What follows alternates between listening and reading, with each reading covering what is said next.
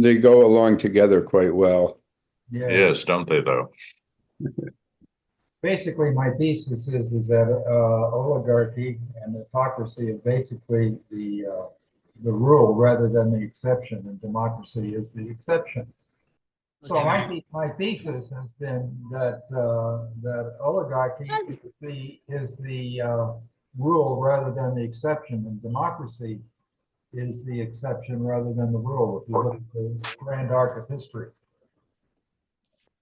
that Yep. oligarchs have always been with us. Right. So are we on a journey of folly towards some thinking of liberal democracy as being our future? I guess that's the question. Good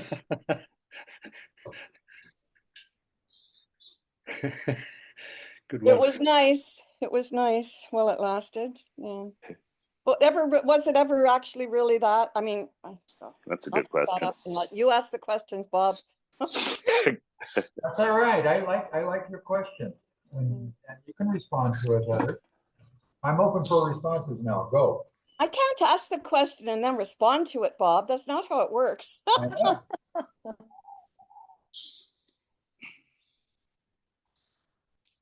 Well, it's always been the case that those with money could get greater influence. How much money, how much influence is the issue. And now when we have such persons as Elon Musk with $400 billion, obviously he can buy a lot of influence. Apparently. Yeah, Oxfam now says that the wealthiest 1% in the world now own more than the bottom 95%. That is so disgusting. Oh my Yeah. God. And one of the things that has happened before, when the concentration of wealth gets extreme, then it brings the seeds of revolution. It happened in to Rome. It happened with the French Revolution. So it's happened before. Yes. And Well, certainly this was all pretty well predicted by Plato and his Republic. that's right. So the ideas have been around for a very long time. But when it happened, I want to say it happened so dramatically, but it didn't. When you look back, this has been building for a long time. And I hope I guess a lot of people were less aware than I was, and some people hopefully were more aware, but did nothing about it. Here comes James. Well, towards the end of the 19th century and beginning of the 20th century, there were very, very wealthy people, robber barons, as they called them, and that didn't work out so horribly. We have a lot of institutions founded by these very, very wealthy men, including banks, as well as, building up universities. You see their names scattered around dormitories and other facilities at universities. So they did at least try to improve their image by contributing to society. But we don't see Elon Musk building universities or helping out in any way. Nothing Well, at all. They had the pressure of doing something with their money and not just sitting on it. The current group of oligarchs in the world have no pressure of that at all, and no morals or empathies at all. Yep. I mean, look at the Medicis. The Medicis did all that Renaissance stuff, but that was from pressure of people demanding they do something with their money. I don't know how much of that was demand and how much was voluntary to prevent the masses from storming their mansions. But certainly that's what happened to the Medicis. By investing in art and the classical Renaissance things, they avoided being overthrown. Was to a certain extent that happened with the Industrial Revolution and the Rockefellers and Carnegies and all of that. Yes. Whereas there's no social pressure now for these guys to do anything except collect power and money. And how did that happen? I mean, like, how did we go from that to this in terms of the people wanting, demanding more fairness or something, or rebelling? Media. Part of eh? it may be their control of the press. Yeah, that's Right. yeah. And that It- control of the Bezos press has owns gotten- a newspaper, and Elon Musk owns X, and they can counter anything that's said by the liberal press. Right. This is not a problem peculiar to the US. Well, This is a global problem. Right. How much, Absolutely.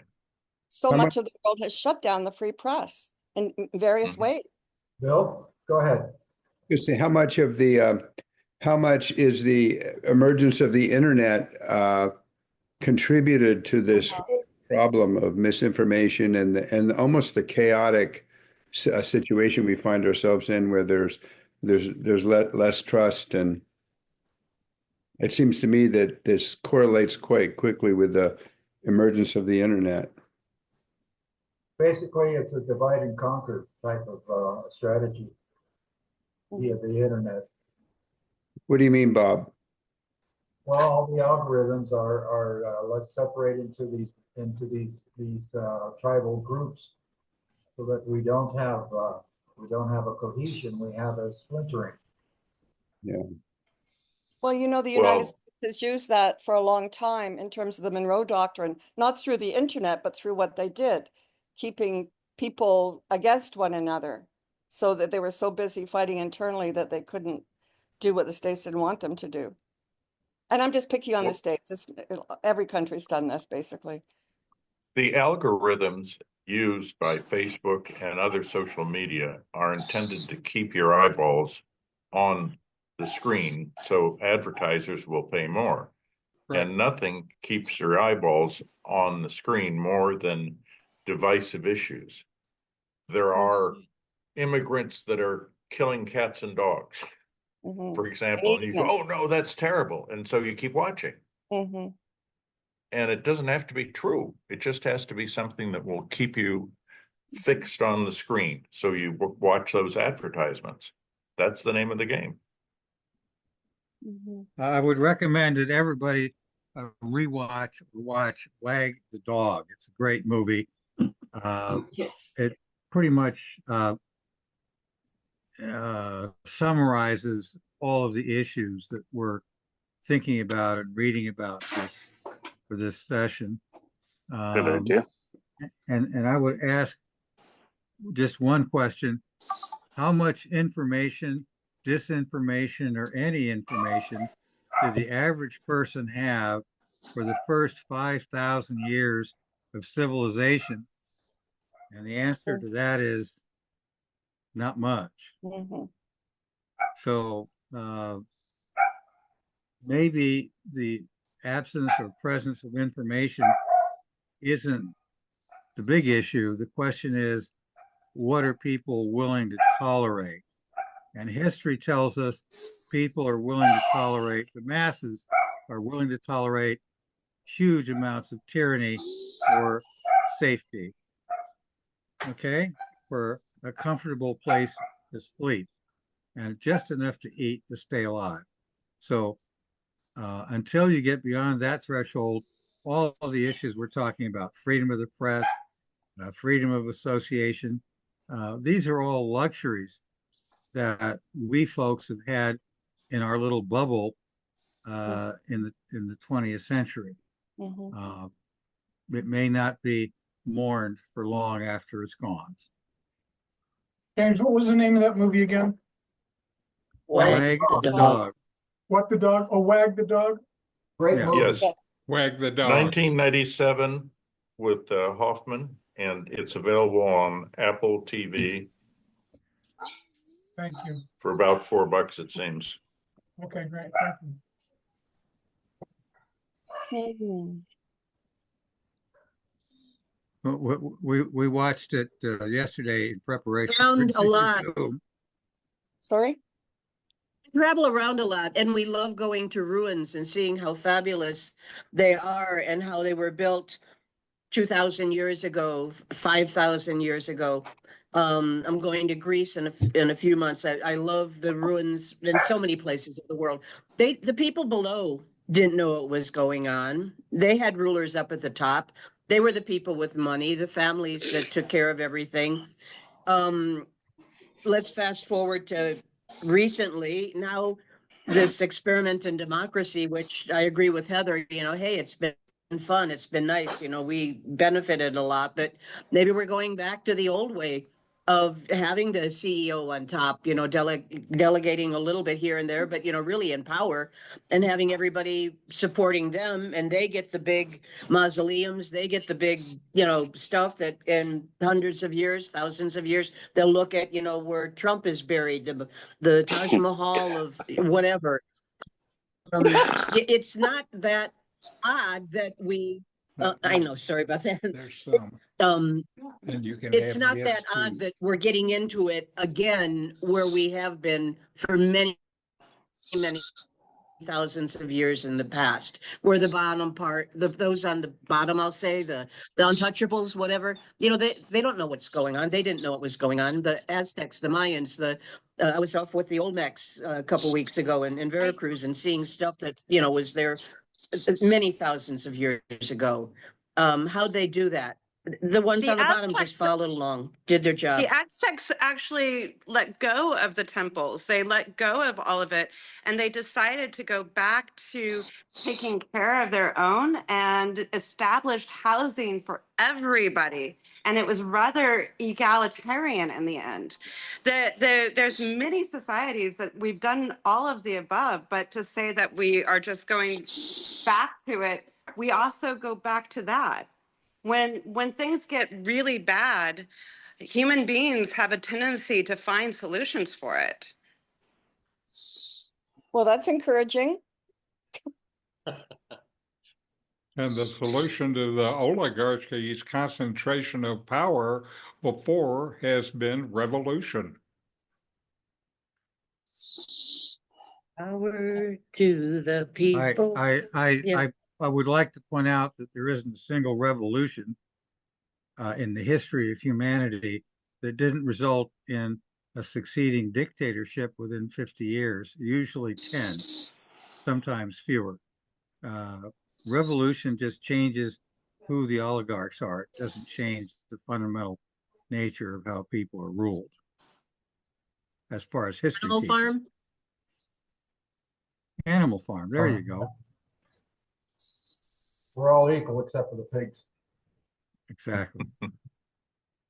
I don't know. We just finished a book called The Dawn of Time, and it really talks about how through history, yes, our history, the way that we look at history, is interesting because we see the wars, we see the revolutions, we see the fighting, we see people building the temples or building the castles. But for thousands and thousands of years, what we're not seeing and what we're not relating to is people getting along. There have been many societies that have done something different. And it wasn't for a couple hundred years and then reverting back. We have vast amounts of time that history doesn't take into effect because it's uninteresting. But we can be uninteresting. We're in a time right now where the pendulum is really swinging. And so, no, I don't think that we're in an interesting time, but I don't think to say that throughout human history that we have always been revolution or war, it's not the fact. There are vast amount of times where people just got along. I wasn't suggesting we were always in revolution.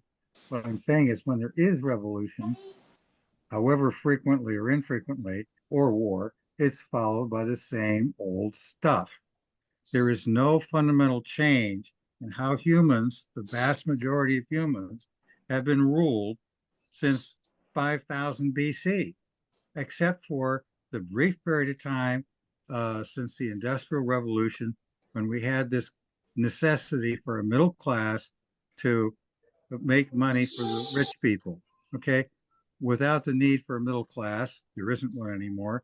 The middle class is disappearing because the rich can be rich without a middle class, once again, as it has always been.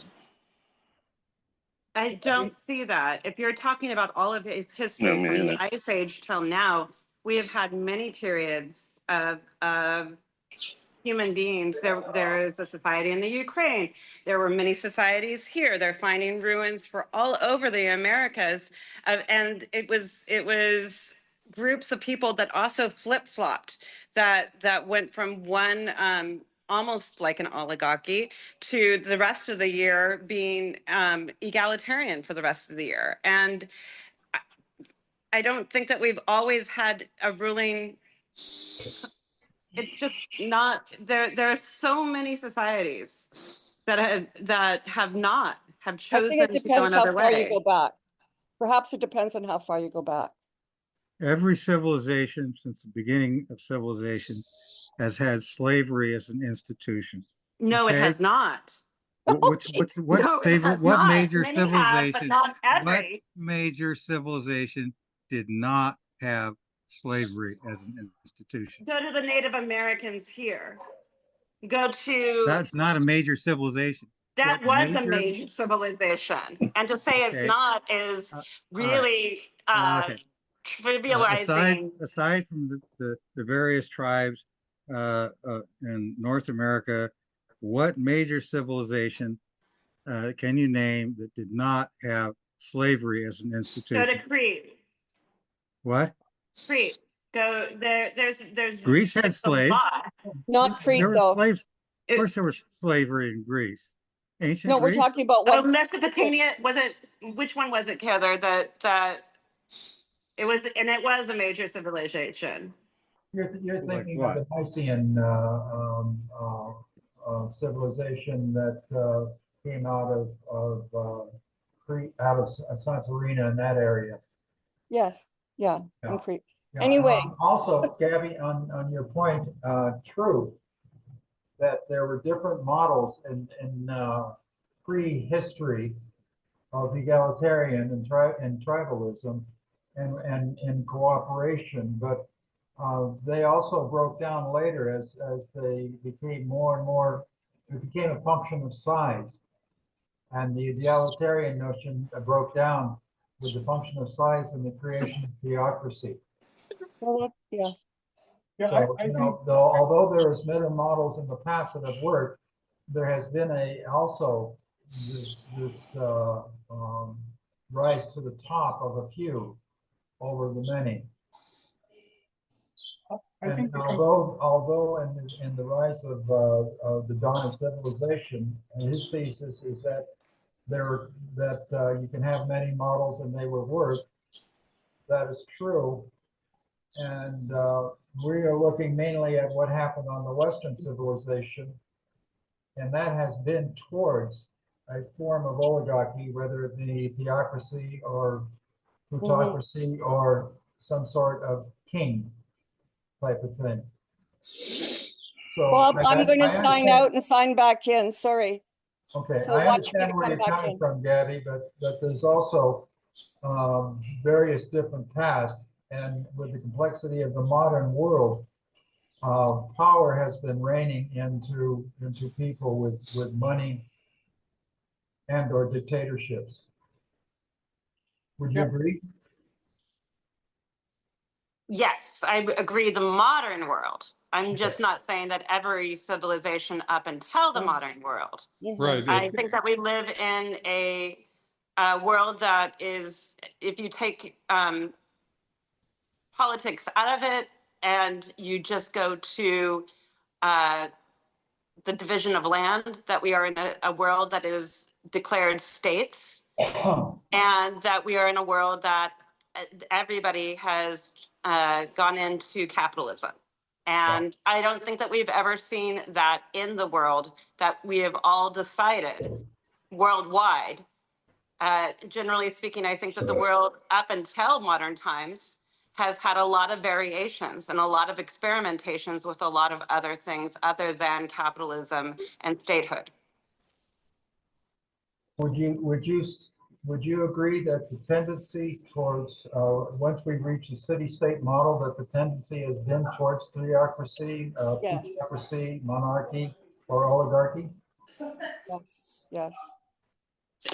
I think Gavi, you mentioned a book. You said the dawn of civilization. I'm wondering if you're talking about the dawn of everything. Dawn of all things. The dawn of all The dawn of everything. everything. Sorry, dawn Yeah. of everything. Well, that might be an interesting book to look at in our group at some point. It's gotten a lot of criticism, academic criticism, and a lot of support, and it's written by two very interesting people. Yes. So we might want to look at that. Actually, about a year ago, we did, Mark. Ah, okay. By the way, you might also want to look at The Empire of the Summer Moon, which is a story of the Plains Indians, where the institution of slavery among the Plains Indians is discussed at length. So I think we got to scratch the American Indians off the list of non-slave societies. There were some that did, and there were some that didn't. Right, there's a And lot I of would say that in variation. Europe and other societies, there were some that did, and there were some that didn't. Yes, Native Americans also had slavery, but there were a lot of different groups, and it was very much like Democrats and Republicans. Groups would be reacting to other groups, and so one group would have slaves, and they would have cultural things that they did, and the other group right up adjacent to them that they worked with, and they had relationships with, would go in completely opposite direction, and it was abhorrent to him. So to classify all Native Americans as the one thing, that they all had slavery, that would be a gross misstatement. But where does this? Overgeneralization. Yeah. And, I'm familiar with India. And as we look at India, we think about what India is now. For most of the time in India was a bunch of essentially little civil states, and everything that you can imagine had been tried in those civil states. And there were some civil states that were feminist, there were some that were egalitarian. There were some that were vicious war guys. And so there is a lot of variation. And, we now are in this odd period where capitalism seems to have won. We're seeing, though, with problems like with the environment, that there are problems with capitalism gone wild. And because it is the leader and has been during all our life, doesn't say that it's going to be the future system. So I would like to toss out the idea that we're not really talking about capitalism. We're talking about the collection of power within individuals. Mm-hmm. And capitalism is just kind of like that seems It's to be one form of power today. Right. It's not really. It's a collection of power and money and wealth. So where do multinationals come into this? Are these the individuals? I mean, how are you referring to them? These are the individuals behind the multinationals. Well, to Bob's point, like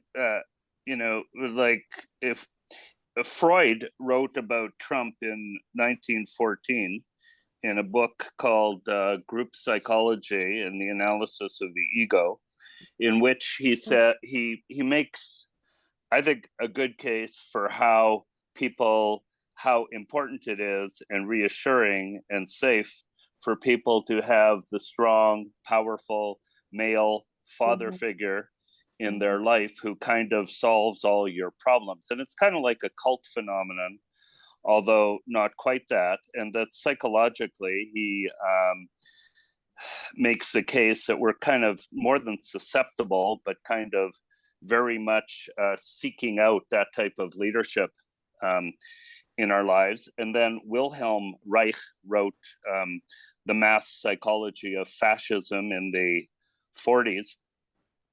I think, is another attempt to explain psychologically why people are so attracted to this type of leadership that we're getting more and more of now. And we've had a number of years of moving away from that, possibly because of the wars and the horror of the wars and the horror of the Cold War, you know, and possibly the offsetting tendency for us to look, you know, that the Soviet Union really, and the communism as it existed, at least provided an offset to the neoliberalism that we're kind of into capitalism, the kind of the aspects of capitalism that concentrate wealth, which is what capitalism is, and how that was kind of offset by the Soviet Union being in existence till the 90s. And since the 90s, we've had, you know, since the 70s, really, we've had the impact of neoliberalism, which seems to lead to freedoms of all sorts, you know, and people rebel against it. And so, you know, are we on a pendulum swing here towards, you know, away from these types of freedoms, or is this just kind of an aberration of history that we've been through, where we've had reducing inequality, you know, over most of the 20th century, and that was really an aberration, and now we're back to, for the last 50 years, the type of control and autocracy and authoritarianism that we've lived with historically. That's what I always wonder, you know, are we on a pendulum swing, or are we just like totally moving in a new direction? It also depends on how you look at things too, in terms of the distribution of poverty instead of the distribution of wealth. One of the things that has happened that's real significant over the last 30 years is the number of people who are desperately poor is a lot smaller than it was. Right. Is that just the United States, or are you looking worldwide? Worldwide. Worldwide. Worldwide. I wonder if, to follow up on what Mark was saying, I wonder whether democracy, which kind of was thriving during the 20th century and you know, reducing inequality and this whole movement with the complexity of the world, with climate change, with the population, with so many things that are occurring in the world today, whether democracy is doomed to devolve in a way because it's inefficient, and because it, you know, we have all these divisions and it's hard to agree on things that I what I worry about and wonder about is whether democracy, which is still relatively new, is ultimately doomed to fail based on some of the things we've been talking about this morning. We're in a pendulum. What is your term for failure, though? Is failure failing the planet? Is failure allowing for the ability for people to destroy with nuclear war? What is the failure? Because if you're allowing for a popularity contest that is controlled by finances, then yeah, those people with financial means, and if they aren't, if they are making the regulations and they are not self-regulating themselves, then yes, it absolutely has failed. It just depends on what your terms of failure is. Bill? I was only referring to the failure of democracy as a system, and I wasn't speculating as to how that's going to affect humanity in general, although it's probably not good. But I'd ask the question whether democracy has ever succeeded. I think not. If you look, certainly in Athens, it had slavery, it had a franchise of the top 10% of the population. You look at America, women still don't have equal rights under the Constitution. Minorities are still discriminated against and are in poverty. So the question I would put is, is there any evidence that democracy has ever succeeded, let alone whether it failed? What about in the Scandinavian countries, for example, or New Zealand? Scandinavian countries are sui generis in many senses. It's an extremely homogeneous culture, a small one. And notice that's what's happening in Scandinavia when they allowed minority groups in, huge numbers of minority groups. They now have one of the highest crime rates in Europe. They do? So, yes. Yes, Sweden in Holy particular. please. Oh my Yeah, goodness. It's they gone have from gangs from Syria. Oh my God. so Scandinavia as an example of a successful democracy fails because it only succeeded as a homogenous culture. It never succeeded Yeah, okay. as a democracy. On the James? other side of the coin, looking at the other side as a case study, is the nation of Singapore. And Singapore is run very well, but the people of Singapore have given up their rights in order to Yes, be so governed by controlled. basically a dictatorship, or Yeah. as Plato would say, the philosopher king, benign philosopher king. Yeah. Yes, you are absolutely correct. They have given up their rights in exchange for the highest standard of living in Asia. Mhm. It's unreal. By why I have the platform here, I want to mention that if you want to see Wag the Dog, you can download it from this website, 1337X. I didn't have a Can you pen put in Don't my do it. hand. Can you put it in chat, Keith? 1337. I don't, I'll just repeat it until you have a chance to write it. Grab a pen. What's that one? So that's, again, website 1337x.to. That's TO as in Tom. TO. Thank you. But be sure not to download it in the United States unless you have a VPN. No, if you're in Mexico, you're fine. But in the States, they'll cut off your service and maybe even sue you for copyright infringement. So be real careful about that. Thank you. Thanks for that warning. I think there's another question, about a democracy. When we formed our country 200 plus years ago, the people who could vote were only those who held land. Now we have elected a man because people who lacked knowledge, to be kind, thought that this would solve all their problems. And this is through ignorance and perhaps a bit of stupidity. And there's a question of, should everybody have an equal right to vote, which is something that Norman has asked. And I also have come to question. If you're an idiot and you've failed to even graduate from high school, should you have the same vote as one of us? Well, you may have failed to graduate from high school because of your economic situation and some, Also true. yeah. Also true. But you'll probably remain in that economic Yeah, situation. Yeah. So is it that everybody is equal when it comes to voting? I don't think You're people are going equal in back any to way. that's a founding fathers conversation, and Yeah. they went at it tooth and nail, back and forth. And it is very interesting because I think that there is a lot of different intelligences that just a simple high school education doesn't take into view. That's true. That is part of voting. And some of it is an emotional intelligence as well as learned intelligence.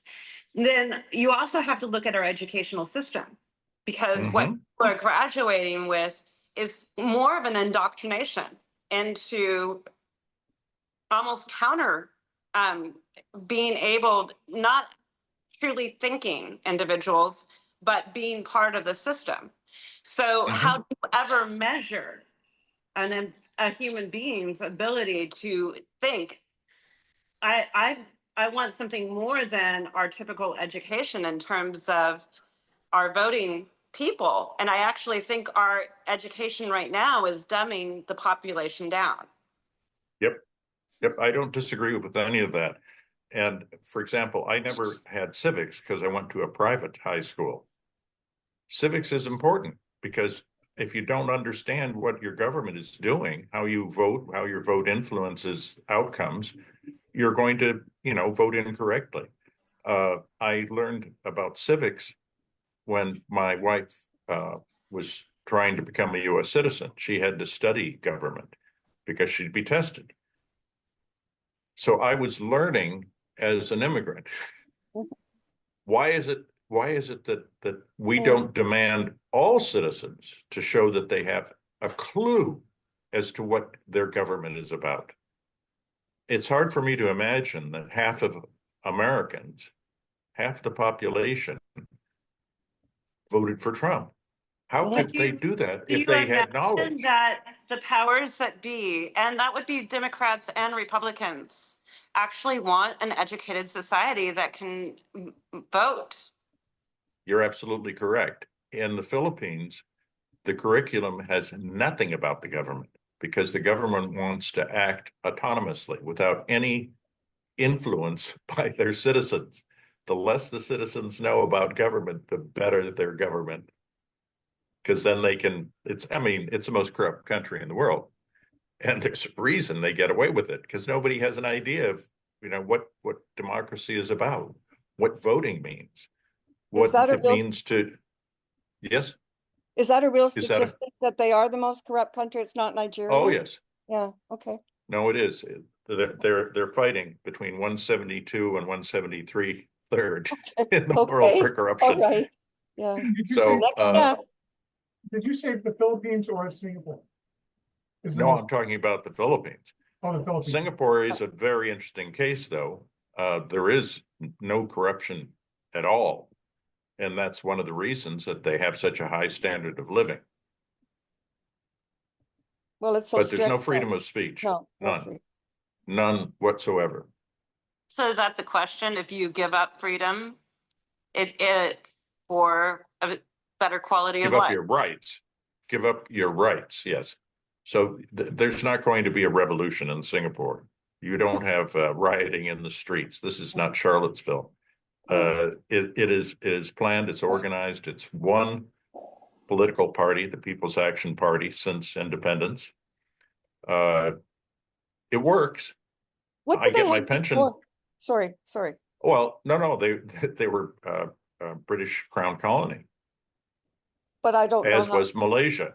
And Okay. First they were part of Malaysia, and then they broke away from Malaysia. Malaysia wanted to see them gone because they were 90% Chinese, and Malaysians were Muslims and different. They were Malays, that different race altogether. So they were happy to see Singapore leave the union. Was it a long process for them to Yeah, go ahead. No, Lee Kuan Yew stepped in. Sorry. And that's all it took.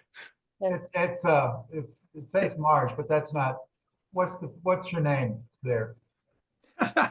Marge? I'm actually Paul. Marge is That's what behind me. She has the Zoom, she has the Zoom account. Okay, Paul, Anyway, go ahead. I would like to recommend lately I've come to see Wag the Dog as being way too optimistic. Couple of movies that I think that are less optimistic would be The Matrix and Dark City. And there was a Star Trek episode, I think it was the one called The Menagerie. Yeah. And in those cases, there were alien races who were dominating human beings for the sole purpose of enjoying or exploiting their emotions. And if you look at what Google sells is our attention. So if this isn't a step towards that kind of stealing something from us that we don't value, our attention. And with AI coming along, this may get even worse. So Neil Postman tried to warn us about this kind of thing. But I think those two movies would give you a possibly a more pessimistic view of what's going on. Say the Well, I already names. have Say the that. names again. Well, The Matrix Yeah. and Dark City. Okay. And the Star Trek episode you mentioned. I think it's called The Menagerie. It's the one where Okay. Captain Thank you. Pike is taken back to live there because they can make him believe he's living in a fantasy, not being a cripple in a wheelchair. You just said something that I find very interesting. Stealing something from us that we don't value, our attention. That's very powerful to think about. Yeah. Yeah. Linda, Well, the you other, haven't said the anything other, yet. just Should we have more attention? Yeah, Linda, you haven't said anything yet. Do you have any thoughts? Nope. Everything's been said. I'm just listening. Thank you. Oh, there's Okay. lots more to be said. I know, but Mike, how about you? Are you okay still listening?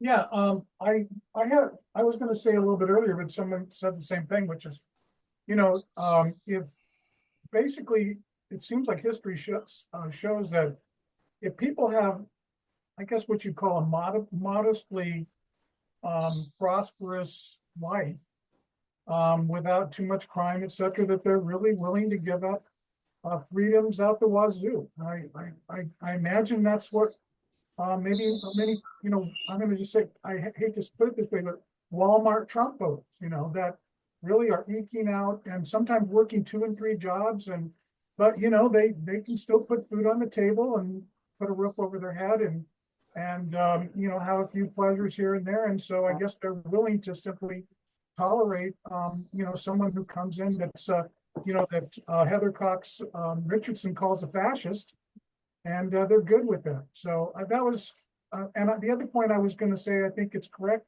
is that I think as in some of the indigenous societies, which the level of wealth and complexity is rather different than ours. They're probably more acclimated to being more egalitarian, but as power is concentrated, then I think you're going to see the types of things we're experiencing, because when people have power and money and can concentrate that power, they're going to use that power for their own advantage. So those are the only points I was going to make, but I think those points have been made very well this far. Frank, you haven't said anything, and you've lived through some of this in your long history of life. Do you have any comments? Well, I'm actually listening with interest to a lot of learned people here who obviously read a lot of books.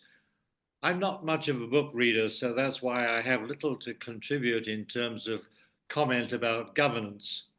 What I did find was, though, thinking about oligarchs just getting richer and richer, and it made me wonder philosophically, what the hell does the oligarch do for fun? I mean,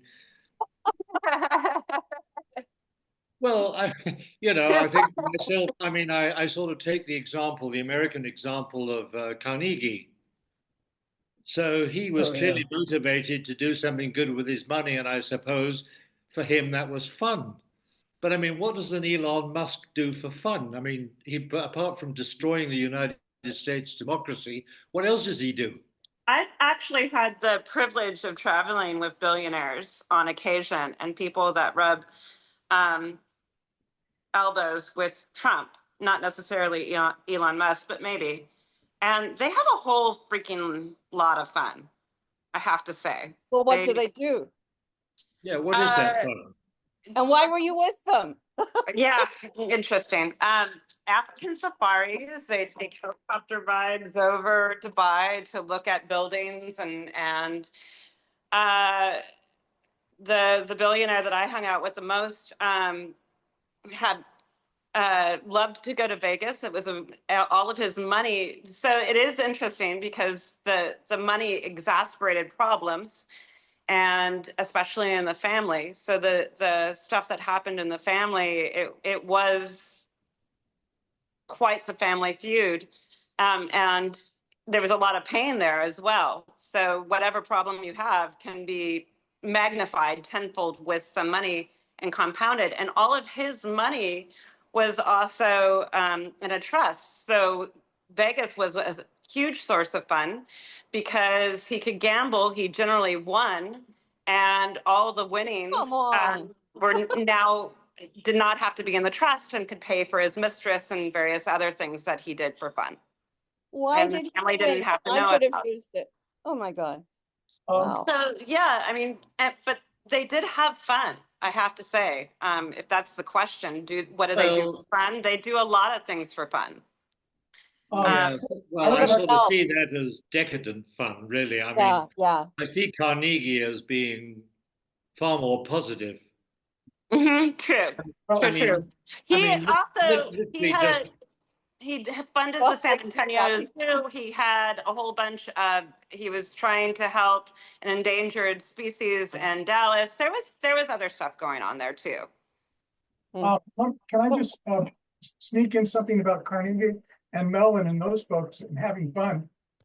If you ever have a chance to go to the Pennsylvania Johnstown Flood Museum, it's a fascinating story because it's a story about a place up in the mountains of central Pennsylvania where they sort of made their own little retreat, and they made it out of a man-made lake that once served the Allegheny Portage Railroad. But what they did is they built a bunch of cottages around there. In the summer when it got hot, they went fishing.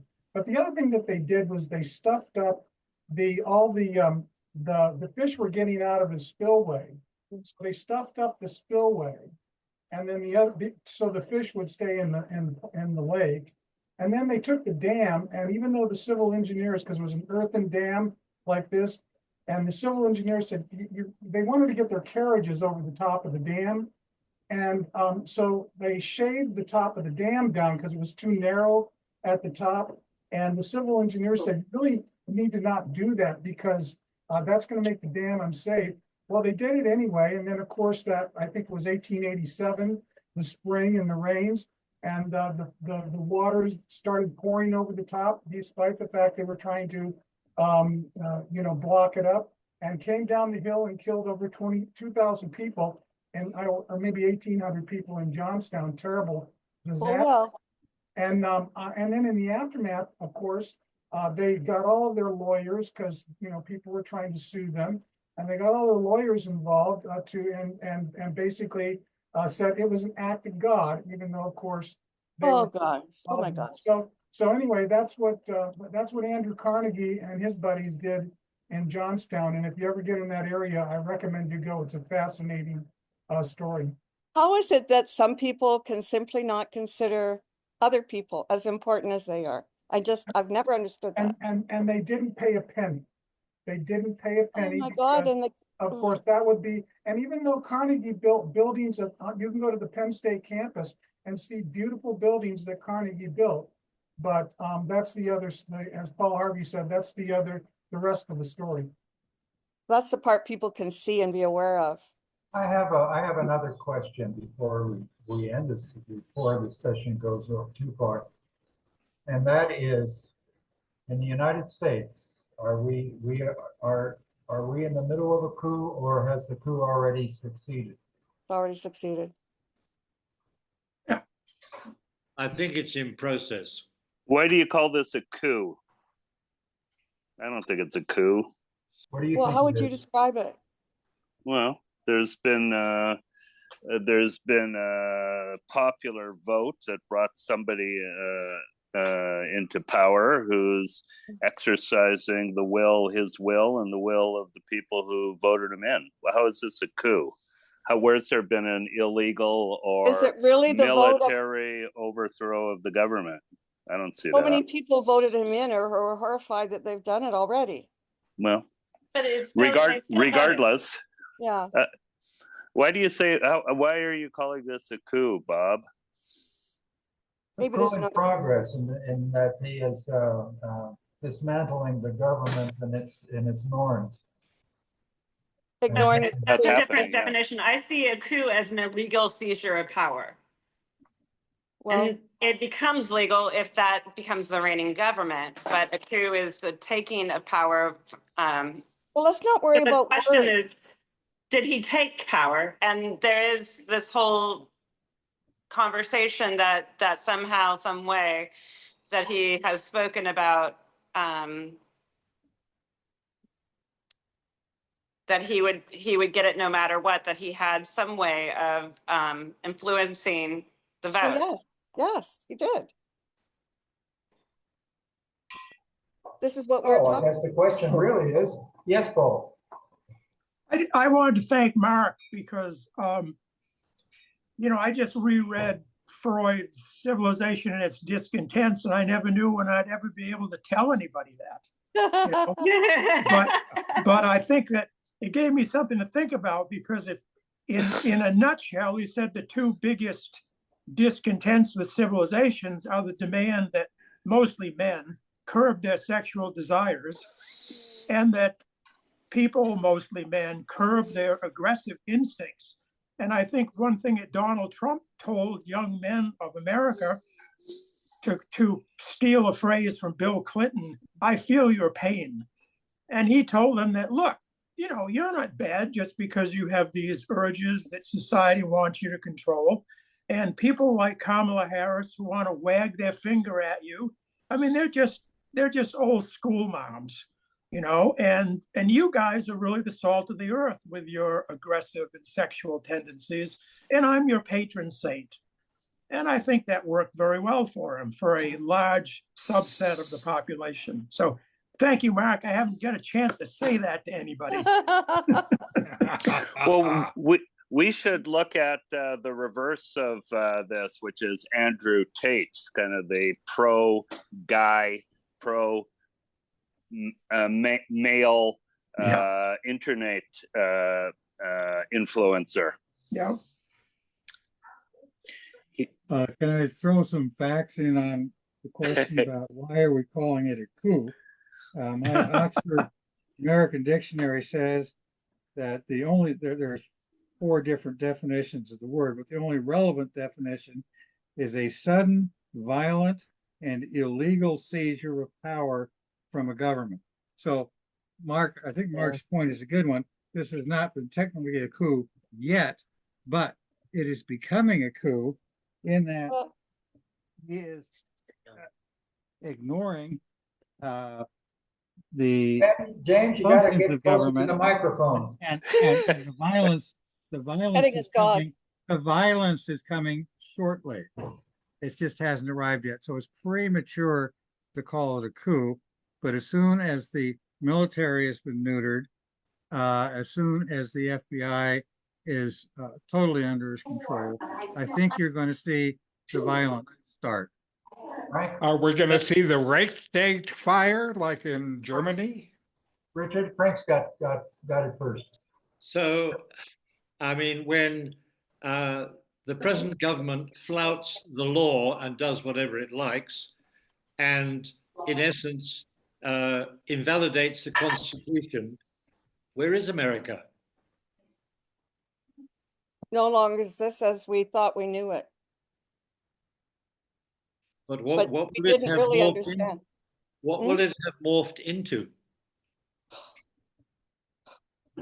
Mark, what would you call what happened in Nazi Germany in the the late 20s and early 30s? I mean, Hitler was obviously elected. I don't remember all the details, but he did come to power through an electoral means, and of course, shortly after, things went downhill. So, I mean, I don't know what the right word for that is. Maybe we need a new word or something. He didn't come across as so.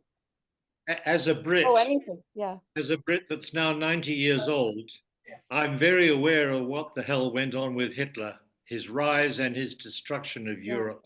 Yeah. What about our destruction of Hitler after that we came in and the Allies, we went in and we saved Germany and the rest of the areas around there that was under his control? Who's going to come and save us after Trump gets what he wants? Who are you going to ask? Alaska. I mean, nobody has the military power to come in and want to save us. And we've made so many, and we're making more enemies around the world. Does anybody want to save us? Or is it going to be like the Gaza Strip? They're just going to let us destroy it all, burn it all down, and then someone else will come in and take over. Maybe they'll bring in the Martians. I don't know. The interesting thing you're posing, though, is that should they say that? Because I'm if sorry, Gabby. we're Can you much repeat more that? on the Marxist Italy side of than Hitler, although he does use a Hitler playbook in the discrimination of the brown man. We have that happening as Hitler used the Jews, but it's not so much of save us. It's who's going to fight against us. If you have Hitler, or if you have somebody coming up in power that is so bad and so wrong, it's not for them to save you. It's Really for be us anymore either. Well, We won't, it's between the gone. us and It's them, gone. will the US be us? Or are we No, just the not unless we useless get our act eaters? together. We have to get, right now we're Germany, we're Italy, and the world is beginning to look at us as the one that they're going to have to fight. And U.S. is a huge superpower. I think we're much more powerful than Germany was. And so as the world begins, and it's interesting that Germany was one of the first ones to say we have to end our dependence on the United States of America. of course.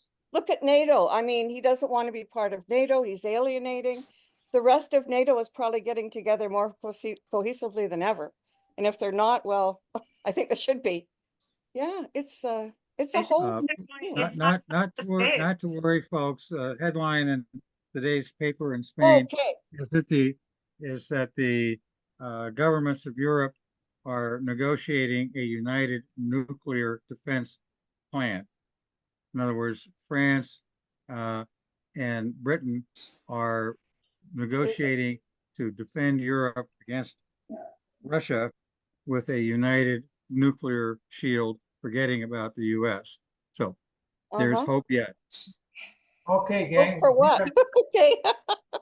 That was a hopeful note to end on, but hope for what? Yeah. The hope is that Russia won't be stupid enough to send its tanks through Poland if there is the risk of massive nuclear retaliation from Europe. That's the hope. Because there certainly isn't any hope anymore of a massive U.S. retaliation against Russia.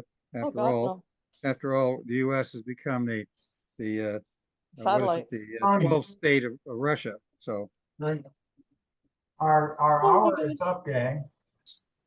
Well, I must say I've thoroughly enjoyed this education. Me too. Thank you, everyone. Our topic next month is going to ask the question of whether or not we are hardwired towards discrimination, whether we are hardwired to have an us and them. And I'll explore that in depth on it. Very good. I want to thank everyone for Thank you, everyone. It's been great. Thank you for hosting. Heather, can you stick around for a second? I'd like to talk to you after everyone leaves. Okay. Thanks, everyone. Appreciate it. Thanks, Bob, for Thank you all. Thanks, Bob. everything. Bob. Thanks, Bob. Yeah. Adios. Joining too. Thinking about you, Bob, that